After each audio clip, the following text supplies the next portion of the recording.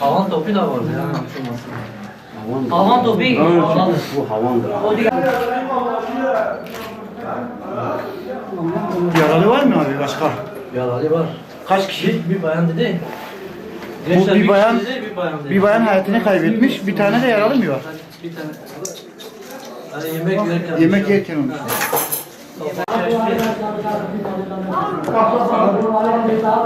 Benim.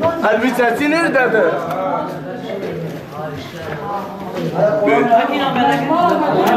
Siz var mı?